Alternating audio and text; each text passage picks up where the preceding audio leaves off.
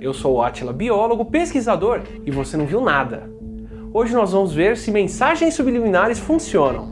Mensagens ocultas em músicas tocadas ao contrário, figuras escondidas em desenhos e anúncios, detalhes que só aparecem para quem presta mais atenção e mensagens rápidas demais para percebermos conscientemente. Afinal, mensagens subliminares funcionam? Como o próprio nome diz, as mensagens subliminares são estímulos que não podem ser percebidos pela consciência porque estão abaixo do limiar de percepção, e que ainda poderiam ser registradas pelo cérebro e afetar o nosso comportamento ou influenciar mentes sem que as pessoas percebam. A ideia de lavagem cerebral cresceu com a Segunda Guerra e as mensagens subliminares ficaram realmente populares com o pesquisador de mercado James Vicary. Em 1957, para aumentar as vendas em um cinema nos Estados Unidos, ele mostrou imagens com mensagens para que os espectadores comessem pipoca ou tomassem refrigerante por milésimos de segundo. Segundo ele, por 6 semanas, flashes das imagens apareciam rápido demais para que as pessoas registrassem, mas por tempo suficiente para afetá-las, e as vendas de pipoca e refrigerante realmente aumentaram. Essa popularidade só aumentou com o livro nada recomendado Subliminal Seduction de Wilson Key, que denunciava várias mensagens ocultas em filmes e propagandas, principalmente com conotação sexual. O problema está no que faltou no seu livro. Segundo Anthony Pratikanis, professor de psicologia da University of California, ainda em 58, a rede de TV canadense CBC fez um experimento para testar as mensagens subliminares. Durante um programa de domingo à noite, mostraram mais de 300 vezes uma mensagem subliminar com um recado para que as pessoas ligassem para o programa, mas não receberam ligações. Depois de revelarem que haviam passado uma propaganda misteriosa, perguntaram para quase 500 pessoas o que achavam que a mensagem despertava, e mais da metade disse que o programa deu fome ou sede, ou seja, o recado real não teve efeito. Em 1962, o próprio Vicary acabou admitindo que havia forjado o resultado da propaganda para conseguir patentear o método, mas as pessoas lembram muito mais do experimento do que do fato de que ele não funcionou. Como o Gorila Invisível conta, mesmo os experimentos que Key dá em seu livro ou são muito fortes para serem verdade, ou não possuem um grupo controle. Pessoas que seriam expostas à propaganda sem mensagens subliminares para entender qual o efeito da propaganda e qual o efeito da mensagem. Em outros casos, não necessariamente a mensagem é voluntária. Nem todo mundo faz como o Pink Floyd e grava de propósito um recado na música para ser tocado ao contrário. Ou escreve SFX, a sigla para efeitos especiais, nas estrelas do Rei Leão, que algumas montagens distorcem. Quando se faz um filme ou uma música, alguns padrões não são vistos por quem preparou, mas uma audiência grande o suficiente pode ter gente que liga os pontos de outra forma e descobre padrões novos, como vemos desenhos em nuvens. Em outros casos, como o Porra Maurício ilustrava muito bem, imagens fora do contexto podem passar uma mensagem bem diferente. Como o joelho do padre na Pequena Sereia, que em um dos quadros parece outra coisa. Aliás, o Snopes, que devia ser parada obrigatória para quem está curioso sobre conspirações, fez o favor de entrevistar o artista que desenhou o pôster da Pequena Sereia e mostrou que ele continuou trabalhando para a Disney e não desenhou aquela coluna estranha por querer. Mesmo quando as pessoas sabem sobre as mensagens subliminares e querem que elas funcionem, não quer dizer que isso aconteça. Pratikanis fez o experimento com programas de mensagens para serem ouvidas durante o sono por quem quer mudar um comportamento.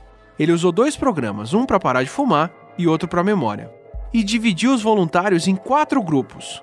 2 grupos recebiam áudio com o rótulo certo para treinar a memória ou parar de fumar, enquanto os outros 2 recebiam ou áudio para memória achando que era mensagem para parar de fumar, ou mensagens para parar de fumar, achando que eram para memória.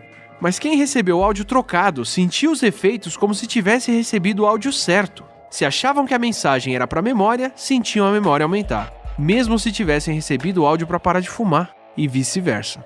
O famoso efeito placebo já visto por aqui.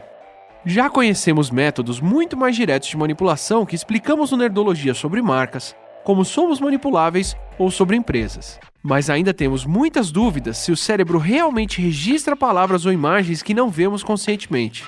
E até quem acredita que sim, admite que os efeitos dessas mensagens são mínimos ou não existem.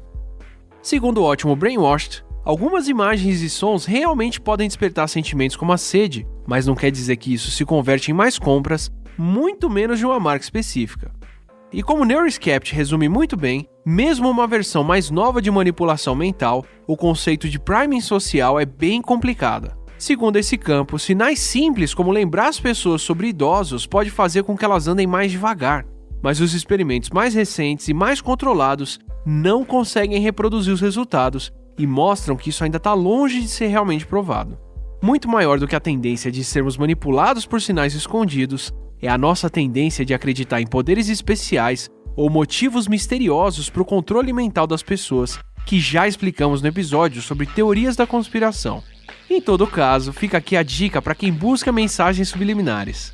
Melhor você ouvir podcasts e audiolivros enquanto está acordado mesmo. Esse Nerdologia é um oferecimento da Nerd Store, que essa semana traz a promoção na faixa. Compre agora qualquer livro da Nerd Store e ganhe frete grátis para todo o Brasil. Isso mesmo, Nerd, para todo o Brasil, sem limite de valor na compra.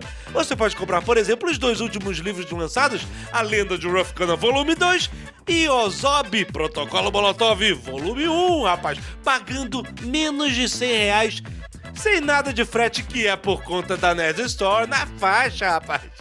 Você também pode comprar, se quiser, o best-seller A Lenda de Ruff Gunner Volume 1, que é muito bom, e ainda os livros Protocolo Blue Hand, Alienígenas e Independência ou Mortos, Dom Pedro I contra Zumbis, é muito bom.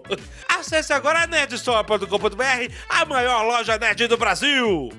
Nesse episódio, 2 livros que eu recomendei aqui, O Gorila Invisível e Brainwashed, são muito bons. O Brainwashed, infelizmente, não saiu em português, mas o Gorila Invisível saiu e tem ótimas ideias lá dentro. O terceiro livro eu citei só para efeito de contraste, para dizer o que tinha de informação errada ou certa, deixa pra lá, nem vou falar o nome dele.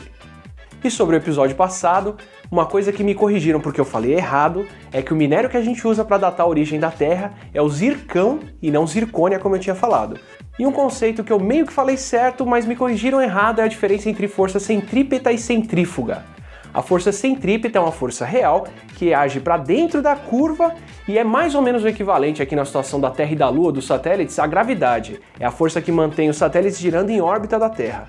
A força centrífuga não é aquela força real, é uma inércia resultante que eu já expliquei no episódio de Halo, que é o que faz o equador da Terra dar uma dilatada.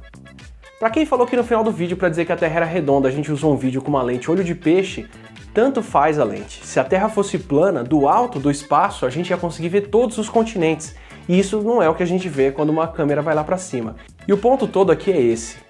Quando a gente faz ciência, não necessariamente a natureza é igual ao que a gente pensa. Mas o cientista, quando se depara com isso, ele não assume que a natureza está errada. A natureza não se importa com o que a gente acredita.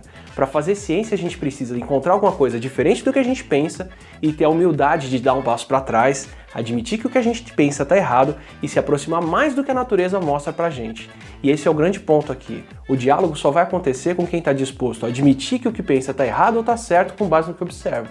Então não se esqueça de curtir e compartilhar o vídeo, assine o nosso canal para mensagens nada subliminares e até a próxima quinta.